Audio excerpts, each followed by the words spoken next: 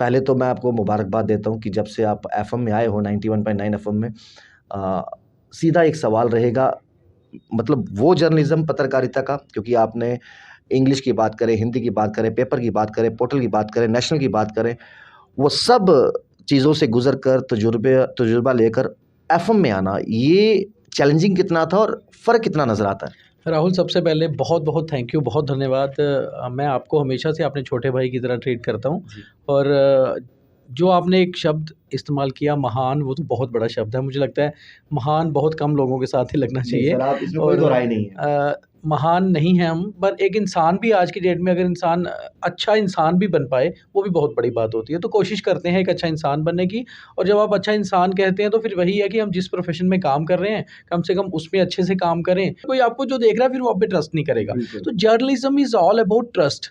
मैं Google news initiative के साथ भी काम करता हूँ जी। क्योंकि फेक न्यूज़ को लेकर जो लेक्चर्स मेरे रहते हैं, राइट। उसमें भी मैं एक चीज़ कहता हूँ कि आज पत्रकारिता से लोगों का विश्वास इसलिए उठ रहा है क्योंकि जितनी भी फेक न्यूज़ जाती है वो पत्रकारों के ज़रिए ही जा रही है और हम उसमें जो बोनाफाइड जर्नलिस्ट हैं, जो जैसे आप एक वर्किंग जर्नलिस्ट हो, राइट। हम एक वर्किंग जर्नलिस्ट हैं, तो इसके अलावा जो लोग इसको पार्ट टाइम ले रहे हैं उनकी तरफ से चाहे जा रही है, पर दुनिया को नहीं पता है ना।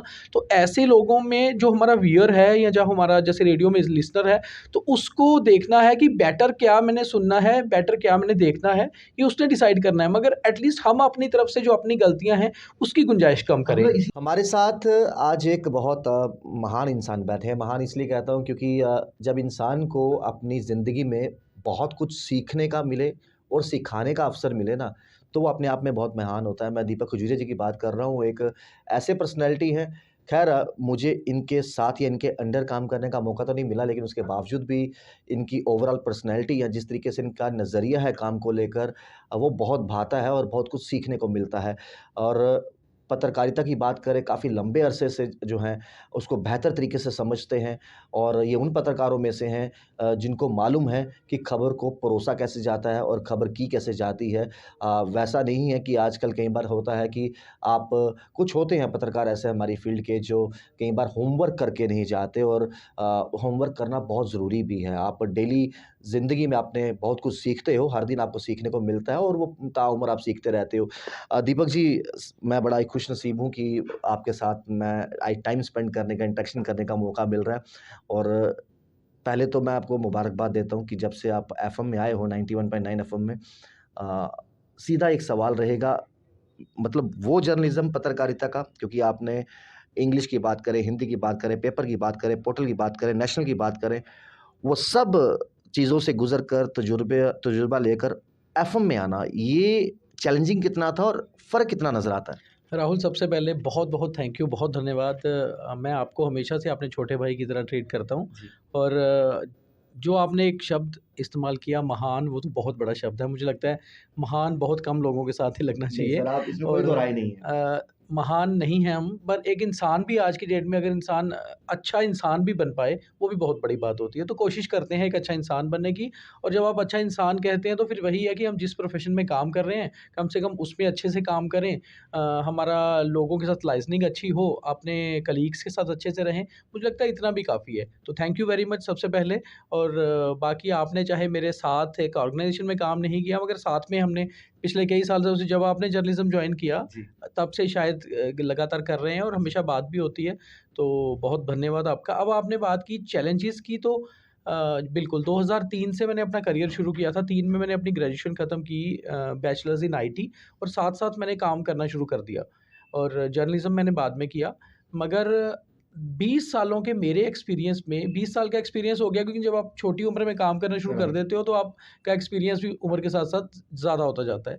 तो एक अच्छा मौका मिला क्योंकि जब हमने शुरू किया तो इंटरनेट नहीं था, मोबाइल्स नए-नए लॉन्च हो रहे थे, 4 में लॉन्च हुए और मोबाइल पे काम करना क्या होता है, डिजिटल काम करना क्या होता है, हमें नहीं पता था। हमने वो बड़े वाले कंप्यूटर्स पे ही काम किया हुआ है, लैपटॉप भी बाद में आए। तो काम करने का हर जो ईरा है वो देखा, इसलिए वो एक्सपीरियंस हुआ और एक्सपीरियंस ज़्यादा सिर्फ़ उम्र तो बढ़ती जाती है, उम्र के साथ-साथ एक्सपीरियंस तभी अच्छा बढ़ता है, अगर आप काम को पूरी शिद्दत से करो, अच्छे से करो, तो काम को सीखा भी। आप में एक चीज़ बड़ी अच्छी है जो आपके कलीग को बहुत भाती है।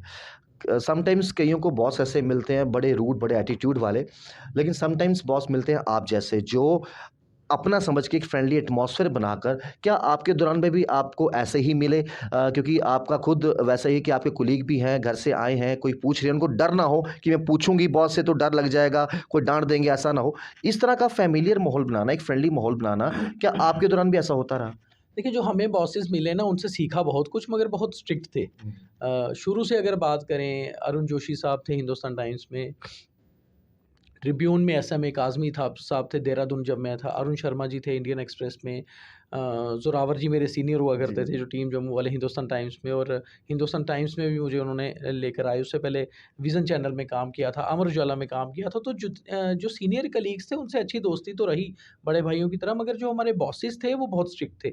उस तरीके के हिसाब से अगर हमने स्ट्रिक्टनेस से सीखा, मगर आज ना समय भी बदला है। अब एज गैप कम है, जो मेरे कलीग्स हैं, चाहे मैं उनके सीनियॉरिटी के हिसाब से उनके साथ हूँ, बट एज गैप नहीं है, तो कोशिश की जाती है कि थोड़ा फ्रेंडली रहा जाए। फ्रेंडली रहने से क्या होता है कि वो आपसे खुल के बात करते चीज़ें हैं, आसान अग हो चीज़ें जाती हैं। आसान हो जाती हैं, मुझे लगता है। कई लोग तो ये कहते हैं कि नहीं, ज़्यादा स्ट्रिक्टनेस होनी चाहिए। मुझे लगता है स्ट्रिक्टनेस जब आप करते हैं ना, तो स्ट्रिक्टनेस आप एक दायरे के अंदर कर सकते हैं, पीछे से वो आपकी को गालियाँ निकाल रहे होते बिल्कुल, हैं। बिल्कुल सही तो कहा। बेटर है, मुझे लगता है कि जब आप उनसे फ्रेंडली होते हैं, तो वो आपके साथ ना अपनी सभी चीज़ें डिस्कस भी कर लेते हैं, अपनी दिक्कत। हमारा एक बड़ा छोटी-सी चीज़ होती थी कि पुराने ज़माने में जो बॉसेस हमारे स्ट्रिक्ट होते थे ना, तो हम लोग उनको गोली दे के दे बिल्कुल, देते थे। जी। मतलब जैसे कहीं जाना है तो एक बताना नहीं है, बहाना पता है था, यार जी। वो बंदा वो बात को समझेगा नहीं। समझे तो नहीं। कई बार ऐसा होता था, बट हमेशा नहीं, हमने काफ़ी सीखा भी है। बट आजकल क्या है कि जब आप थोड़ा-सा फ्रेंडली रहो, तो एक अच्छा माहौल रहता है ऑफ़िस में भी और पर्सनली भी, और जब बंदा आपके साथ पर्सनली जुड़े होते हैं ना, तो वो आपकी बात भी मानते हैं। बिल्कुल, ultimately at the end of the day कोशिश क्या होती है, एक बॉस की कोशिश ये होनी चाहिए कि काम सही से हो। राइट। मैंने देखा है, जैसे क्रिकेट टीम के कैप्टन रोहित शर्मा है, तो रोहित शर्मा की एक ख़ास बात है कि वो कहते हैं मैं अपनी टीम के साथ फ्रेंडली रहता हूँ, हाँ, तो इसीलिए टीम आगे बढ़ती है। बिल्कुल। तो वो पहले, अब अज़रुद्दीन भी कैप्टन थे, सौरव गांगुली भी कैप्टन, एक ईरा भी बदलता, समय के साथ-साथ चीज़ें बदलनी चाहिए। बदलनी मुझे लगता चाहिए। है जो 2000 के दौर में होता था, वो 2010 के दौर में नहीं है, और आज 2020 के बाद वो वैसा बिल्कुल नहीं है। बिल्कुल। तो इसीलिए अपने आप को बदला है, और मुझे लगता है कि बदलने के हिसाब से चीज़ें ठीक होती हैं, ठीक हो रही हैं। बिल्कुल सही कहा आपने। दीपक जी, एक चीज़ और जाननी है। क्या आपको लगता है कि जिस समय में आपने शुरुआत की थी, हुँ। उस समय अगर आप कोई एक कॉलम भी लिखते थे, कोई डर रहता था कोई 19-20 की गलती हो जाए तो कहीं न कहीं डाँट के रूप में सीखने को मिलेगा, यार अब तो इतनी देर हो गई, ये गलती क्यों होगी? लेकिन आजकल कई ऐसे लोग भी हैं, उनको कैप्शन डालना तक भी नहीं आती, मतलब एक शॉर्टकट में डाल देंगे। क्या आजकल के व्यूअर्स वही देखना पसंद करते हैं? आपने कैप्शन डाल दी। एक एक दिनों मैं देख रहा था, एक हमारे पत्रकार ही हैं, उन्होंने कैप्शन डाली, गांधीनगर में आखिर देखिए क्या हो रहा है। भाई पत्रकार आप हैं, आप वहाँ पर बताइए कि वहाँ पर क्या हो रहा है, आप पूछिए मत। तो क्या आजकल ऑडियंस बेस वैसे बन चुकी है, लोग यही देखना चाहते हैं, या फिर कोई भी आप अगर एक माइक पकड़ा है, एक ज़िम्मेवारी है, एक रिस्पॉन्सिबिलिटी है, तो उस रिस्पॉन्सिबिलिटी से लैग क्यों कर रहा है? क्या लगता है कि ज़्यादा इस फील्ड में लोग आ चुके हैं पोर्टल में, जो नॉन मतलब पत्रकार हैं, या फिर उनका कोई मीडिया से लेना-देना नहीं है, बिज़नेसमैनों ने शुरू कर दिया है। क्या लगता है कमी कहाँ खल रही है? 2 चीज़ें हैं राहुल, इसकी जो आपने बात कही ना, उसमें 2 चीज़ें हैं। पहली चीज़ तो ये है कि आपको चीज़ की नॉलेज होना ज़रूरी है। आप मेरा इंटरव्यू कर रहे हैं, तो आपको मेरे बारे में पता ही नहीं होगा, तो आप क्या मैं इंटरव्यू क्या करेंगे, है ना? Right, right. या आप इस इंटरव्यू के ऊपर आप ये सोच के ही नहीं आए होंगे क्वेश्चन क्या करने हैं, तो आप क्या करेंगे? बिल्कुल। या जब आप इसको अपलोड करेंगे, आपको कैप्शन का पता होना चाहिए कि इसमें से, अगर क्रक्स क्या आपने निकल मुझसे रहा 10 सवाल किए, तो है? 10 में से मैंने किस सवाल का बेटर जवाब दिया, और मेरी राइट। कौन-सी लाइन से आपको व्यूज़ ज़्यादा बिल्कुल, मिलेंगे, वो प्रोमो वो कैसे पता होना निकाला है? चाहिए, जी, है ना? वैसे ही अखबार की जो हेडलाइन होती है, वो ये होती है कि वो हेडलाइन को पढ़ के बंदा पूरी खबर पढ़े। पढ़ ऐसे ही अब जब से, और दूसरी चीज़ ये है कि जब से डिजिटल मीडिया ज़्यादा एक्टिव हुआ है ना, अब जैसे हम रेडियो में हैं, तो रेड एफ़एम के भी डिजिटल पेजेज़ ज़्यादा हैं, तो मुझे लगता है हमारे आरजेज़ को लोग सुनते कम हैं, देखते ज़्यादा हैं। देखते ज़्यादा, वो अब देखना अब ज़्यादा अब पसंद जो करते हैं। दिखता है वही वही बिकता है, दिखता है। तो आपको दिखाने के लिए आपके पास मतलब आपके पास ना मटेरियल अच्छा होना चाहिए, कंटेंट अच्छा होना चाहिए। कंटेंट अच्छा होना चाहिए, मगर उस कंटेंट में अगर किसी ने ये लिखा है कि देखिए क्या हुआ गांधीनगर में, हुँ, तो उसके पास अंदर ये खबर में ऐसा कुछ हो भी कि कुछ हुआ भी है। हुआ भी अगर है। कुछ हुआ ही नहीं है और आपने वो लिख भी दिया, और कोई आपको जो देख रहा है, फिर वो आप पे ट्रस्ट नहीं करेगा। बिल्कुल। तो journalism is all about trust. मैं गूगल न्यूज़ इनिशिएटिव के साथ भी काम करता हूँ, जी, क्योंकि फेक न्यूज़ को लेकर जो लेक्चर्स मेरे रहते हैं, राइट। उसमें भी मैं एक चीज़ कहता हूँ कि आज पत्रकारों से लोगों का विश्वास इसलिए उठ रहा है, क्योंकि जितनी भी फेक न्यूज़ जाती है, वो पत्रकारों के ज़रिए ही जा रही है। और हम उसमें जो बोनाफाइड जर्नलिस्ट हैं, जो जैसे आप एक वर्किंग जर्नलिस्ट हो, राइट। हम एक वर्किंग जर्नलिस्ट हैं, तो इसके अलावा जो लोग इसको पार्ट टाइम ले रहे हैं उनकी तरफ से चाहे जा रही है, पर दुनिया को नहीं पता है ना। तो ऐसे लोगों में जो हमारा व्यूअर है या जो हमारा जैसे रेडियो में लिसनर है, तो उसको देखना है कि बेटर क्या मैंने सुनना है, बेटर क्या मैंने देखना है, ये उसने डिसाइड करना है। मगर एटलीस्ट हम अपनी तरफ से जो अपनी गलतियाँ हैं, उसकी गुंजाइश कम हाँ, करें। मतलब इसीलिए कहीं न कहीं विश्वास कम होता जा रहा है, क्योंकि जिस समय पे आपने पत्रकारिता की शुरुआत की थी, तो लोग कहते थे वाह! क्या न्यूज़ दी है, पत्रकार होते हैं तो ऐसे होते हैं। लेकिन जिस तरीके से अब चीज़ें हो रही हैं, तो विश्वास, जैसे आपने बात कहा कि विश्वास कम होता जा रहा है कि देखिए मुझे पता है इसने अब आगे क्या बोलना है या हाँ। क्या करना है, तो वो विश्वास लैक हो रहा है। विश्वास की कमी है। अपना विश्वास देखो राहुल, आपको जब अपना विश्वास बनाना है व्यूअर्स पे, ये एक चीज़ ज़रूर है कि क्रिटिक्स तो आपके होंगे। आपको ऑब्वियसली, पसंद करने वाले 50 लोग होंगे, आपको नापसंद करने वाले 70 होंगे, वो बिल्कुल, होगा। बिल्कुल। मगर वो जो आपको नापसंद करता है, कम से कम इतनी बात बोले कि नहीं, राहुल को मैं पसंद नहीं करता हूँ, हुँ, मगर है तो वो पत्रकार है। पत्रकार, राइट। हमारे टाइम में क्या होता था, हम किसी की एंटी भी अगर खबर करते थे, मेरे बड़े सारे ऑफ़िसर्स हैं, ऐसे पॉलिटिशियन हैं जिनकी शायद मुझसे नहीं बनती होगी, मतलब बनती नहीं, सामने तो बनती होगी, हुँ, उनके खिलाफ मैंने खबर की होगी, मगर उन्होंने एक चीज़ नहीं कभी बोली कि यार ये खबर उसने चाहे की है, अब कि आप मेरे खिलाफ कुछ लिखेंगे, मुझे बुरा तो लगेगा। मगर अगर मुझे ये पता है कि ऐसा है, वो रियलिटी लिखी गई है, तो मैं कम से कम एक बात कहूँगा कि है तो रियलिटी है। बिल्कुल, अगर आपने फेक लिखा है, तो फिर मैं ये साफ कहूँगा कि इसको तो पता ही नहीं था। तो बिल्कुल। एट लीस्ट आप जो कर रहे हैं ना, वो सही होना चाहिए। उसके बाद किसी को वो अच्छा लगे या बुरा लगे, उसका जजमेंट जो है वो पब्लिक ने देनी है। तो पत्रकारिता ना अब बड़ी सारी चीज़ों में बँट चुकी है। बिल्कुल, रूटीन जर्नलिज़्म जो है, हार्ड जर्नलिज़्म, वो हर बंदा पसंद नहीं करता है। नहीं करता, मैंने भी अगर रेडियो को चूज़ किया ना, कि मैंने अपनी शुरुआत की थी विज़न चैनल से, राइट। और उसके बाद मैंने प्रिंट में 7-8 साल दिए, नेशनल अखबारों में काम किया, अमर उजाला, हुँ, Hindustan time, Tribune, Indian Express. फिर मैं नेशनल चैनल्स में रहा 6-7 साल, फिर 4-5 साल डिजिटल में रहा। उसके बाद मैंने अगर ये चूज़ किया कि मुझे रेडियो में जॉइन करना चाहिए और अच्छी अपॉर्च्युनिटी मिली भी, तो मैंने यही सोचा, बिकॉज़ अगर हम आज डिजिटल में ही तो खेल रहे हैं, तो बिल्कुल, डिजिटल में करना है तो ये क्रिएटिव फ़ील्ड है, बिकॉज़ रेडियो से आज भी ज़्यादा लोग जुड़े हैं, क्यों? उसका एक कारण है कि रेडियो में आरजे के तौर पे नौकरी पाना या प्रोग्रामिंग में आना आसान नहीं है। आप बिल्कुल, 6-6 दौर आपके इंटरव्यूज़ के होते हैं। आपको एक लेवल से निकल के आना, तो कम से कम जैसे आपने बोला कि वेब पोर्टल में कोई भी किसी ने खोल लिया तो आ गया, तो कम से कम रेडियो में कोई तो नहीं आ सकता ना। तो राइट। इतना है कि क्रिएटिव फ़ील्ड है, और जो हम कर रहे हैं बहुत अच्छी क्रिएटिविटी है, और मोर ओवर डिजिटल है, तो डिजिटल में गुंजाइश 0% है आपकी गलती की। क्योंकि आप मेरा इंटरव्यू कर रहे हैं, जो मैंने एक बार बोल दिया वो बोल दिया, आप बोल उसको दिया। थोड़ा एडिट कर सकते हैं, बट हाँ, आजकल जब आप लाइव पे हैं तो आपकी 0 बिल्कुल, परसेंट गलती की बिल्कुल। आपके चांसेस हैं, क्योंकि आपने गलती कर दी तो वायरल होगी। वायरल हो गया, बिल्कुल सही पहले तो कहा। अखबार में हम खबर लिखते थे, 24 घंटे थे, 12 घंटे के बाद खबर जानी है, उसको 10 बार एडिट किया। अपलोड करने से पहले भी हम एडिट कर सकते हैं, बट आप आजकल लाइव का ज़माना है, और हमारे जैसे लाइव शो है रेडियो में तो ज़ीरो। मैं अपने इन कलीग्स को भी यही समझाता हूँ कि आप जो कंटेंट बना रहे हैं, पहले उस कंटेंट पर एक बार डिस्कशन कर लीजिए। अपनी एक मीटिंग इंटरनल कर लीजिए, फिर जो कंटेंट है वो देख लीजिए कि सही है ना। अगर क्योंकि बिल्कुल, गलत कंटेंट है आपका, तो वो एक बार वायरल हो गया तो फिर आप उसपे कुछ नहीं कर कुछ नहीं कर सकते। सकते। दीपक ये जी, चीज़ है। हुँ। क्या कभी आपको इस पत्रकारिता के दौरान, अपनी इस जर्नी के दौरान धमकी भरे कॉल आए या फिर परिवार में भय रहा? क्योंकि देखिए, जहाँ पर एक फ़ौजी है, हमारे देश की रक्षा करता है, जम्मू कश्मीर पुलिस है, सिक्योरिटी एजेंसीज़ हैं, जहाँ देश की सेवा कर रही हैं, उनके माता-पिता का भी उनके लिए बेटा-बेटा ही होता है। आपके भी घर में, फैमिली में कभी ऐसा कहा, "क्या रखा है यार इसमें, दुश्मनी पालनी है, कोई और ढंग दा काम कर, डोगरी जिसा बोल के करना यार, ये रखिए, दुश्मनी लोकें दी पाई लैनी पल्ले, ना अपना कुछ फ़ायदा ना नुकसान, लोगों के चक्करों में पड़ के ये खबरें कर देनी।" ये चीज़ें सुनने को मिली आपको, और किस तरह मोटिवेट किया घर वालों को? बिल्कुल हुआ है ऐसा राहुल मेरे साथ। अब तो नहीं हुआ, 2-3 सालों से नहीं हुआ, पहले हुआ है। बहुत बार किसी की एंटी खबर की, कई बार किसी पॉलिटिशियन का भी फ़ोन आया। बाद में चाहे कॉम्प्रोमाइज़ हो जाता है, चलो उनको लगता है कि ठीक है हमने गलती कर दी। हुँ, बट कभी मैंने कभी पुलिस कंप्लेंट नहीं की। पर्सनल तौर पे जो पुलिस ऑफ़िसर दोस्त थे, कभी उनको बताया भी कि ऐसे-ऐसे कॉल आए हैं, उन्होंने हुँ, अपने लेवल पे देखा होगा। बट होता है, जब मैंने जर्नलिज़्म जॉइन किया था तो मेरे आगे-पीछे मेरा कोई दोस्त, मेरा कोई रिलेटिव, कोई भी मीडिया में नहीं था। उस समय एक ग्लैमरस फ़ील्ड लगता था, छोटे भी थे उम्र में, 20 हुँ, साल मेरी उम्र थी जब मैंने काम करना शुरू कर दिया था। बट उसके बाद जैसे ही आगे बढ़े, हालाँकि मेरे फ़ादर एक सर्विसमैन हैं, आर्मी में थे, तो थोड़ा-सा वो ब्रेवरी भी थी, उन्होंने बोला कि चलो कोई दिक्कत नहीं है, करो, कोई ऐसी बात नहीं है, अगर आप सही हो तो कोई दिक्कत नहीं। हुँ, मगर हुआ, बीच में बहुत बार हुआ। कई बार डिस्कस भी नहीं किया फैमिली में कि ऐसा होता है कि डर का टेंशन माहौल ना हो। बढ़े हाँ, उनका। हुआ ऐसा, कई बार चीज़ें निपटी, कई बार बहुत बार लगातार थ्रेट कॉल आए। एक बार आपको मैं बताऊँ कि एक अब नाम नहीं लूँगा, एक पुलिस ऑफ़िसर है, रिटायर हो गए हैं। हुँ, एक खबर इंडियन एक्सप्रेस में था, तो एक खबर चली, तो एक सीनियर रैंक के अफ़सर थे, तो उन्होंने हुँ, मुझे फ़ोन किया सुबह-सुबह। तो उन्होंने मुझे बोला कि ये जो खबर मेरे खिलाफ़ की है, इसके आपको पता है परिणाम क्या हो सकते हैं? मैंने कहा सर खबर की है, परिणाम जो भी हो जाएँ क्या उसमें, हुँ, उस समय रिकॉर्डर वगैरह भी हम लोग नहीं थे कि रिकॉर्ड कर लें। हुँ, तो 3-4 दिन हो गए, तो बीच में एक और सीनियर पुलिस अफ़सर जो उन्हीं के रैंक के थे, उनका फ़ोन आया उनके बीच में। तो उन्होंने बोला यार वो कह रहे हैं मैंने मिलना चाहता हूँ। मैंने कहा जो उन्होंने धमकी देनी थी वो दे दी है। दे तो दिया। मैंने उनको बोला अगर आपको मेरे खिलाफ कुछ मिलता है तो आप पर्चा लगा सकते हैं, बाकी मैं कोर्ट में जाके जो भुगतना होगा भुगत लूँगा, रिबटल भेज दीजिए।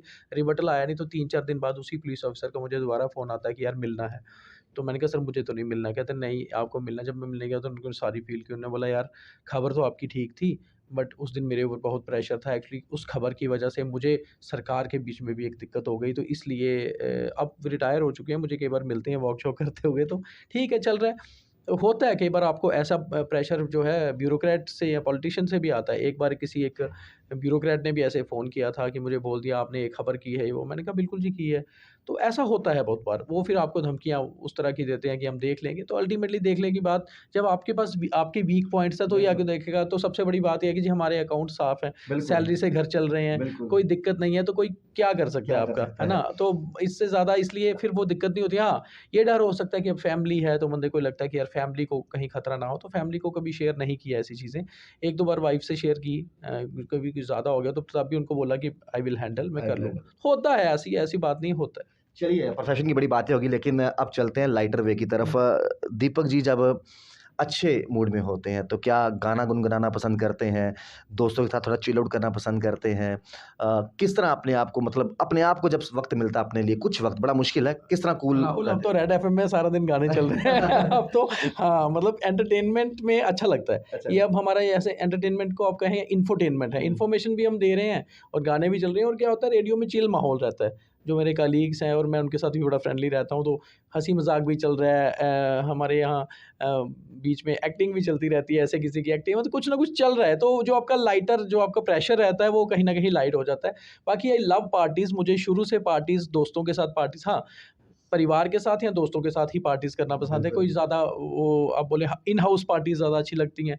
अपना कोई फ्रेंड्स मेरे घर आ गए, मैं दोस्तों के पास चला गया, तो बिल्कुल, उतना ही जैसे आप भी मेरे दोस्त हो, तो आपके साथ भी अगर कहीं जाने का मौका मिले तो बिल्कुल, अच्छा लगेगा। क्या बात है। बाकी जो कलीग्स पुराने रहे हैं, मेरे सबसे अच्छी बड़ी बात ये है कि मेरे सबसे अच्छे टर्म्स हैं। क्या वो सीनियर्स हों, मनु श्रीवत्स जी हैं, एक हाँ, बड़े भाई की तरह हैं, हुँ, ज़ोरावर जी हैं, बड़े भाई हुँ। की तरह हैं, अश्विनी कुमार जी थे आज तक में जो थे, उनके साथ अच्छे क्योंकि टर्म्स आप हैं, खुद राजू अच्छे हैं के। क्योंकि वो आप खुद अच्छे ये हैं तो ना, हो गए जो मुझसे 15-20 साल बड़े हैं मेरे सीनियर से। है। जो मेरे कलीग्स रहे हैं मेरे साथ, आशीष कोहली रहे हैं, बिल्कुल, आज तक भाइयों जैसे टर्म्स हैं। बिल्कुल है, आपके साथ अच्छे टर्म्स बिल्कुल। हैं, मेरे जितने कैमरा पर्सन्स रहे हैं सबके साथ फ्रेंडली हैं। संदीप सिंह मनाज़ था, हुँ, बंटी मगोत्रा है, आज वो न्यूज़ 18 में है। तो जितने भी मतलब सर्कल में जो दोस्त रहे हैं, सबके साथ अच्छे टर्म्स हैं। किसी के साथ कोई ये बोलें कि किसी के साथ, हाँ, बीच में कभी मनमुटाव हो सकता है, वो तो परिवार में भी चलता है। मगर मेरी किसी के साथ दुश्मनी नहीं है, सबके साथ दोस्ती है। अच्छा लगता है कि वो सर्कल आज भी मेंटेन है। मिलते बेशक अभी कम हैं, मगर जब भी मिलते हैं तो अच्छे गर्मजोशी से मिलते हैं, तो मैं कूल रहने वाला मस्त आदमी हूँ। शादी से पहले जब हाँ। स्कूल टाइम, कॉलेज टाइम था, आजकल की तो जनरेशन काफ़ी एडवांस्ड है कि she is my best buddy और ही इज़ हाँ, माय हाँ। Best buddy. क्या आपके कभी कॉलेज के दौरान कभी ऐसा रहा किसी को देख के दिल धड़का हो, मतलब मन करता हो बात करने का? चाहो तो ये हम कट कर देंगे, कोई सुन ना ले, लेकिन कभी ऐसा किसी को लेके हाँ भाई इससे मुझे बात करना अच्छा लगता है, नॉट इन दैट सेंस कि हाँ भाई प्यार हो गया, मेरी कभी मेरी वायलिन मेरी बजे मेरी ऐसे? मेरी पढ़ाई जो है बचपन की आरएल स्कूल से हुई है, अब वो अच्छा। आईआईएम हो चुका है। हुँ, तो आरएल स्कूल के भी जो मेरे सारे दोस्त थे, हुँ, जो लड़के या लड़कियां आज भी दोस्त हैं, हुँ। उसमें हमारे एक आईएएस ऑफिसर हैं राघव लंगर जी, बचपन के अरे दोस्त हैं वाह! मेरे वो, वन ऑफ द जो best divisional personality, commissioner one of the best थे। पर्सनैलिटी। अजय शर्मा है एक, वो मेरे आज तक दोस्त है मेरा। तो हम 3-4 दोस्त जो उस बचपन के टाइम से थे वो आज भी हैं, हुँ, और कुछ लड़कियां भी हमारी क्लासमेट्स थी वो आज भी दोस्त हैं। फिर मॉडल अकेडमी गए 5th में और 12th तक मॉडल अकेडमी पढ़े। तो मॉडल अकेडमी के मेरे जो फ्रेंड सर्कल है वो आज भी मेंटेन है। क्या उसमें नंबर 1 स्कूल हुआ करता है जिस हाँ, दौर में आप पढ़े हो। हाँ, उस डी समय डी प्राइवेट। डीबीएन, ये हाँ, Model DBN Academy, Model Saint Peter's, Academy, यही सेंट यही पीटर्स, और यही 2 नागमनी, यही हाँ। 4-5 स्कूल थे। तो वो जो मेरे उस समय के फ्रेंड सर्कल हैं वो आज भी मेंटेन है। तो मेरा वो दोस्ती वाला, और इसमें मैं आपको वही जो आपने दिल धड़कने की बात की कि बेस्ट बडीज़ में लड़के भी थे, लड़कियाँ भी थी। लड़की में तो थे। मेरी लड़कियाँ जो दोस्त कॉलेज-वॉलेज की थी वो आज भी उतनी मेंटेन है, क्या उतनी बात है। दोस्ती उनसे है। तो वो एक अच्छा लगता है, ठीक है, वही कूल रहने वाले लोग हैं जी। तो जाते-जाते आपसे एक ही बात हाँ। कहेंगे, चाहे इसमें कोई दो राय नहीं है, लेकिन as a viewer of 91.9 FM, मुझे ऐसा लगता है 91.9 एफएम बजाते रहो। पहले भी बड़ा अच्छा काम कर रहा था, लेकिन आपके आने के बाद चीज़ें और ज़्यादा अच्छी हो गई हैं। एज़ ए व्यूअर मुझे ऐसा लगता है, क्योंकि आपके आने से वो मैंने कॉन्फिडेंस देखा है यहाँ की पूरी टीम में, चाहे वो आरजे सारंग हो या फिर आरजे रूही हो या फिर अंशिता हो या पूरी टीम हो। मैंने वो उनमें अलग सी कॉन्फिडेंस देखा, ओवर कॉन्फिडेंस नहीं, एक अलग सा कॉन्फिडेंस। आपके आने से मुझे ऐसा लगता है कि उनके परों को उड़ान मिली है, और वो पर कब फैलाने हैं, कितना उड़ना है, वो चीज़ है। ऐसी क्या चीज़, मुझे ऐसा लगता है एज़ अ व्यूअर, मैं ये नहीं कि आपको पर्सनली जानता हूँ, क्योंकि एफएम पहले भी अच्छा काम कर रहा है, लेकिन आपके आने के बाद कंटेंट ज़्यादा बड़े अच्छे हो गए हैं। देखिए, मेरा जो काम था जब मुझे लिया गया एग्ज़ीक्यूटिव प्रोड्यूसर प्रोग्रामिंग, मतलब प्रोग्रामिंग हेड कह लो आप, ऐसी पोज़ीशन होती है, मगर एग्ज़ीक्यूटिव प्रोड्यूसर एग्ज़ैक्ट पोस्ट होती है। तो मेरा काम ही ये था कि आरजेज़ को, हमारी जो प्रोग्रामिंग की टीम है, ये क्या कंटेंट रेडियो पे लेके जाएँ। सुबह 6 बजे से रात को 12 बजे तक हमारे रेडियो पे क्या चल रहा है, उसको देखना, उसको सबको प्लान करना, और डिजिटल पे भी जो चीज़ें हो रही हैं, वो क्या हो रही हैं। तो मैं आपको एक बात कहूँ कि ऐसा नहीं होता, एक आदमी बीच में आता है, शायद उसका नाम होता है कि कोई एक प्लेयर अच्छा खेल रहा है, मगर राइट। टीम जो है, मेरी टीम बहुत अच्छी है, नो मेरे डाउट, तीनों आरजेज़ बहुत अच्छे नो हैं, डाउट। मेरे टीम के लोग बहुत अच्छे हैं, और सबसे बड़ी बात है, मुझे फुल सपोर्ट है। मेरे जो क्लस्टर प्रोग्रामिंग हेड हैं हिमांशु शर्मा, देहरादून में बैठते हैं, श्रीनगर में बैठते हैं मेरे स्टेट के प्रोग्रामिंग हेड अबरार सरगर, और अब मैं तो अबरार भाई बोलता हूँ, मतलब हमारे में ऐसा है कि सर भी नहीं बोलने की ज़रूरत है, आपको इतने अच्छे हमारे आपस में रिलेशन और टर्म्स हैं, और इतनी सपोर्ट है। और हमारे जो क्लस्टर हेड हैं जम्मू के, और स्टेशन हेड भी हैं सिद्धार्थ अरोड़ा जी, उनकी भी बिल्कुल। फुल सपोर्ट है। और मतलब काम करने का मज़ा भी तभी आता है अगर आपको सपोर्ट हो। तो उनको मेरे काम का पता है, मुझे उनके वो पता है, और उनका आशीर्वाद और उनका पूरी सपोर्ट है, तो हम ब्रांड को एक लेवल पे लेके, ऑलरेडी ब्रांड है लेवल पे, बिल्कुल। हमें कहते हैं हमारा स्टेशन जो है एक लेवल पे रहे, तो वो मिल-जुल के काम कर रहे हैं, यही मज़ा आ रहा है। बहुत तो अच्छा। आप जैसे लिसनर्स अगर हमारे और अच्छे व्यूअर हैं तो और क्या चाहिए। बिल्कुल, बिल्कुल, बहुत शुक्रिया। तो मैं आज बड़ा खुश हूँ, मतलब आज मेरा जैसे कहते हैं ना दिन बन गया, क्योंकि दीपक भाई के साथ बड़ा मज़ा आता है, और मैं कई बार, मुझे कोई चीज़ समझ नहीं आती और मैं इनसे पूछता हूँ, भैया कैसे कैसे करना है, कैसे नहीं। एक बार मुझे मौका मिला था, एक डिबेट की थी हमने, वहाँ पर दीपक भाई आए थे। तो कहने का मतलब ये है कि देखो, आप कहीं पर भी अगर अपनी ड्यूटीज़ दे रहे हो ना, सर्व कर रहे हो ना, तो आपके इर्द-गिर्द का माहौल जब पॉज़िटिव हो रहा हो ना, पॉज़िटिविटी जब आगे-पीछे हो ना, तो काम करने का मज़ा ही अलग हो जाता है। ये वो हिसाब नहीं है कि आज स्कूल जाने का मन नहीं है, आज टीचर डाँटेगी, आज मेरे को वो वाला लेसन याद नहीं किया, तो मुझे आज कोई बहाना मार देता हूँ, बुखार है, पेट पेट दर्द है। जब इस तरह के मतलब बॉसेस हों या फिर इस तरह के सराउंडिंग लोग हों ना, तो इंसान कहता है भाई फटाफट सुबह हो, हम जाएँ और अपने आइडिया शेयर करें। और मैंने कहा कि 91.9 एफएम पहले भी बड़ा अच्छा कर रहा था, लेकिन इनके आने के बाद कुछ ना, हम हमारे दिमाग में ना बड़े से कंटेंट्स होते हैं, वो गुंजल होता है उसका सारा। उस गुंजल को खोला कैसे जाता है, किस तरीके से चीज़ों को स्ट्रीमलाइन किया जाता है, तो वो बेहतर जो है दीपक जी करते हैं। उम्मीद करते हैं कि आने वाली ज़िंदगी भी जो है इसी तरीके खुशनुमा हो, और इसी तरीके से आपको जो है एंटरटेन करते रहें। फिलहाल आप देखते रहिए चैनल वन। राहुल खत्री, नमस्कार। Thank you.